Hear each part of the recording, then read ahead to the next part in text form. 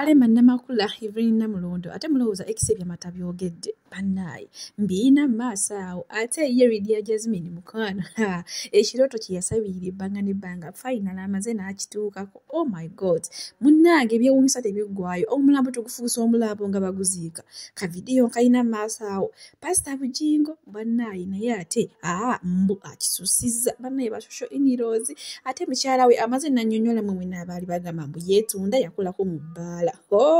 Ninga mugamba mutya kansubire muli bulungi munnange ye Fifi da Queen nabagambe mbu ye akyasumulula omukazi tazikiza bannaye ono tayomba ne bayomba naye kansubire muli bulungi ng'enkola yaffe bambi video mugimpereka like era n'ensala gwe wenda kusubscribinga nti mukwano subscribinga era nyigene mu notification bell oleme kusula buli kimu kyonna kye mba nteekayo. Ye munnange mukyalako okutero rape agambe ye munaye tajja kuzikiza kubagamba mbu mufune ku basajja abategeera abasajja abagaba ssente olowooza takubye nnyo Katali ne kusaasira naye agambye sigenda kuwumuuza until nga mulekedde okwekuba makeup omuyitirivu oyo abawunza. Oh my God, tutandise ne mukyala Bindeeba oba mukyalako okuteero oba rape oba Precious Lady munnange navudeyo n'agamba nti ye tagenda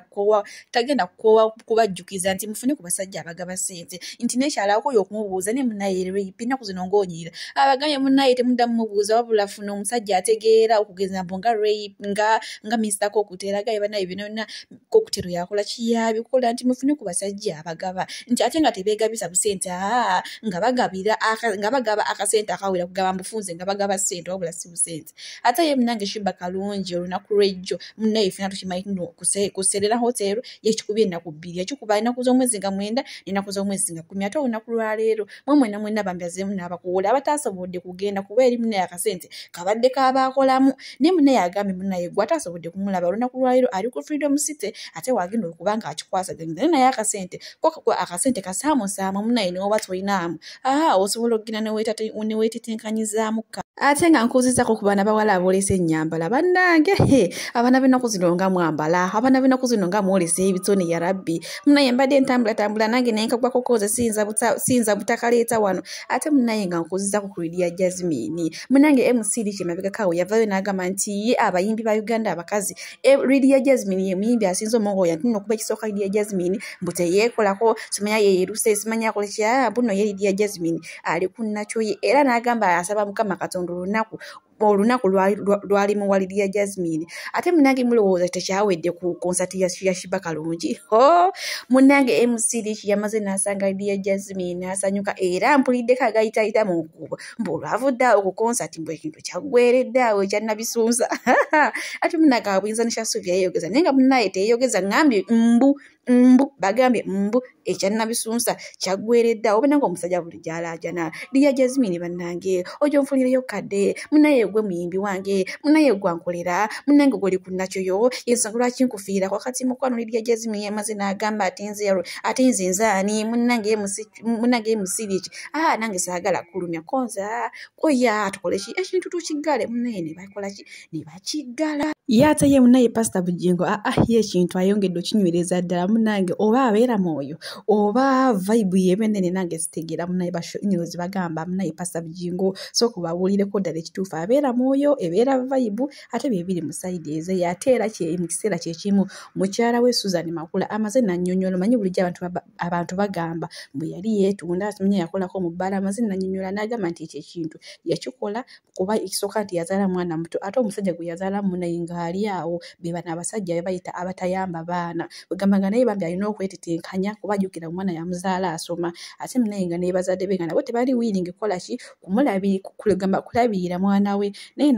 ate nga alaba eyo lyekkubo kwegamba lyasobola okugyamu akasente akakola ki akalabirira omwana we naye munnaye n'agendayo natandika najjamu akasente n'aweera omwana we so bambi temuddamu mumujajinga mbu ate yali yeetunda asimanya yakolako mu bbaala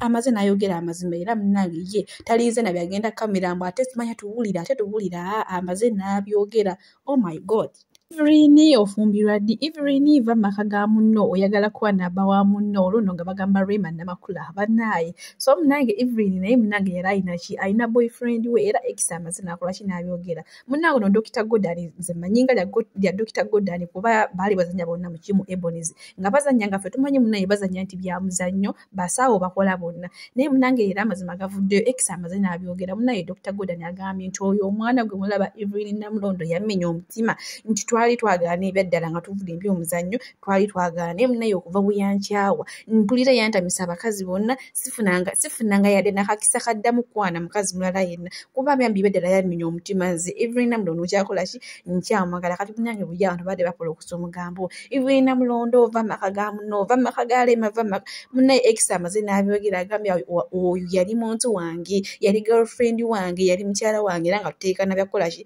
nga tutegekana byakwanjula kati munange omuwala mbu yatandika neyekyanga mpolampola neyekyanga ekyavamu omuwala nakola ki n'amuteera ddala ndowooza nga afunyeyo okubajjukira wali eyo Omunigeria era ayagala omumasula kati ndowooza kwe kusuula waali Dr. Godali ne munange geega mawulire ate agali sayidi ezeyo ate aginaku ge tuyinawo kati nako kanga kutuuseeko ssaawa zino. Ebuba ku live munange SB4 ne Anteera bano tubamanyi kino bombi baki bafumbo basooka ne bakola live mumanyi live ngerimu omukwano omuyitirivu nnyo ogw'ekimmemmete era kyenyiza okugamba kolo bakadamba basekadamba buli yawulirako eyo live teyasula bulungi live endala eyaddako munange babo beesise enviiri bayombedde ku live kwegamba bebi awo ebibuzaabuza nakati munange ate no live endala ezeeko munnaye SB4 avudde mu mbeera agambye mbu waliwo TV presenter ayitiriza okukwata mukazi we kaba ne gamba abashosho nirozi gwengo kwata mama fina yenga yitavanga yokwogera ate agina kugituyinawo bambi omusajja amanyikiddwa akirinnya bamuyita Nyanzi ali side zeyo emotoka emukonede side zeyo abeera lakayi kati babinoza abadde ava kukyakalamu olweggulo bambi ate emotoka nakola ki emotoka nemukubirawo nafeera nga yomulaba side zeyo ne bambi bana maziga merere ne bambi tusaba mukama muwumuze emirembe era musonyiwe bino bene ebyamusobako naye amanyikiddwako nga erya Nyanzi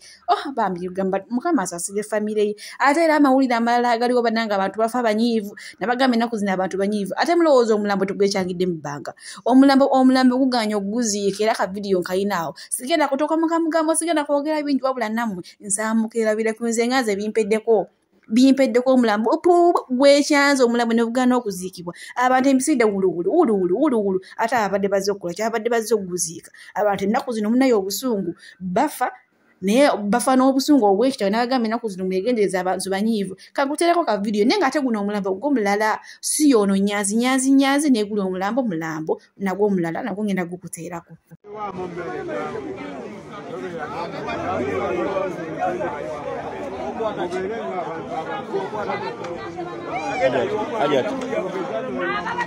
Chemuyomba le mama muto. Olike. Aja. Kula tonja sana. Ale. Oma isipidi jale sawa. Speed bade. Ndiye kanje mwe kanzao. Zendo kubeda kulira kumanga manyenda nasibu. Uyo.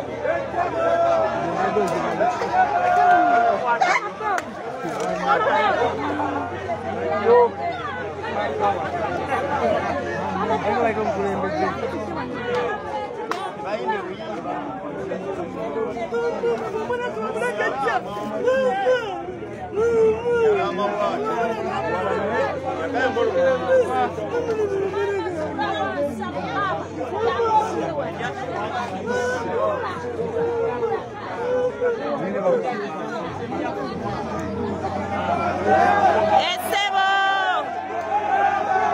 Esebo Gerardi waffe.